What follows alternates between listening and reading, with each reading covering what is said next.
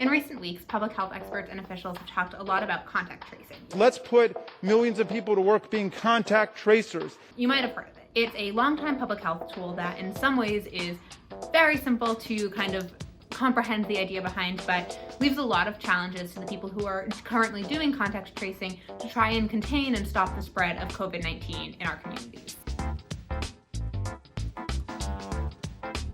So simply put, contact tracing is the idea that one person who has been diagnosed with the coronavirus that causes COVID-19, we all know that they need to self-isolate, but contact tracing is getting in touch with the individuals who that person has been in contact with in the last 14 days, the gestation period for the virus, and telling them that you may have been exposed to the virus, you need to now either quarantine or self-isolate. How this is working is that across the country, people who test positive for COVID-19 are telling either their doctor or public health officials the other people who they've been in contact with when they may have had COVID-19. That person takes that information and it gives it to a contact tracer. A contact tracer is now going to try to get in touch with all of these people and tell them, okay, you may have been exposed to COVID-19 and now because of that, you need to keep yourself away from other people, stay at home. So it's the idea of stopping the spread as you go. Seems simple enough. It's actually proving really difficult because state public health departments don't right now have enough people to do all of this work. Guidance says that states need to have the ability to trace the contacts of COVID and results. The state of Missouri, where this has happened, does not have the capacity to do contact tracing.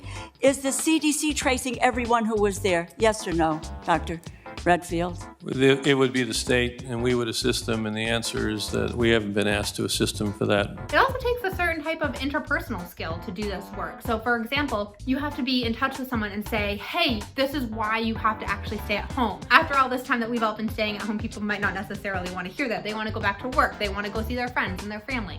You also have to get people to answer the phone. Think about it. How often do you answer the phone if it's a phone number that may be out of your particular area or not someone that you know? Another challenge can be language. In Arkansas, for example, state health epidemiologists there said that they've had a breakout in the northwestern part of their state, which has a large Latino population. Very few of their contact tracers, however, are bilingual, or their investigators are bilingual. So they've had to work with interpreters to connect with these people and tell them and try to convey to them the risks that they might face.